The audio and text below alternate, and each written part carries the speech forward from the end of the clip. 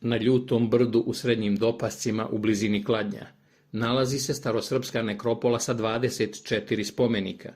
Među njima se ističe sljemenjak sa ćiriličnim natpisom. Sam natpis se nalazi sa bočnih strana mramora. Na južnoj strani je ispisan u 2 reda, a na sjevernoj u 6.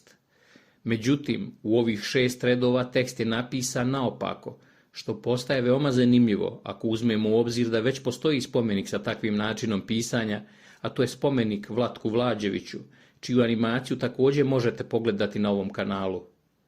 U ovih nekoliko minuta pokušat ćemo da objasnimo zašto je natpis pisan obrnutim slovnim znakovima, kao i šta to piše na samom spomeniku. Po upokojenju Dragila Miletića, sin njegov Dragiša daje da se njegovom pokojnom ocu isječe biljeg od kamena i napiše sljedeći epitaf: a se leži Dragilo Miletić na svoji zemlji plemenito dopacih, pravi kljet 40 su svojim rodom, voljeni čovjek komu god služiti gospodinu, a komu god služaše vjeran mu beše, i se je pisa Dragiša sin njegov. Pojedini smatraju da je ovakav način pisanja teksta u suprotnom smjeru neka vrsta tajnopisa, jer su pisari željeli da sakriju ime pokojnika.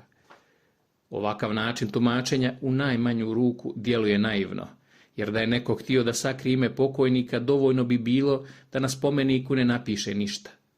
Tada bi ovi spomenici bili kao i ogromna većina ostalih koji su danas potpuno bezimeni. U izradi ovih monumentalnih spomenika ogleda se velika ljubav najbližih srodnika prema svojim bližnjim, te se lako da izvući zaključak da je u pitanju obična greška u klesanju, pošto majstori u ovim slučajevima očigledno nisu bili uopšte pismeni. Pokušajmo se zato vratiti u ta davna vremena i pogledajmo kako je to moglo da izgleda. Pošto u blizini nema nikoga ko bi znao napisati slova, Dragiša iz nekog udaljenog mjesta donosi natpis, uspomenu na svog voljenog oca, koji je lijepo i uredno ispisan nekom bojom na 2 pačeta tkanine. Na jednom platnu boja je vjerovatno jako probila tkaninu, tako da neuki klesar, odmotavši platno, sa suprotne strane preklesava njemu nepoznate simbole, te ih takve ostavlja za buduće vijekove koji će doći.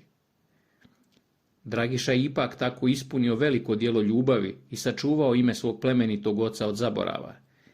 Na savremenom srpskom jeziku natpis zvuči ovako: a ovdje leži Dragilo Miletić na svojoj zemlji plemenitoj Dopascima. Upravljak svojim rodom 40 godina. Voljeni čovjek kome god gospodinu posluži, a kome god služaše vjeran mu bješe, a ovo napisa Dragiša sin njegov. Pored ova 2 obrnuta natpisa, poznat mi je još jedan iz 17. vijeka, a nalazi se na stijeni iznad ulaza u Vlašku špilju, koja je 10 km udaljena od Senja u današnjoj Hrvatskoj, uklesan obrnutim ćiriličnim slovima i glasi: Pisa Mijo Marković.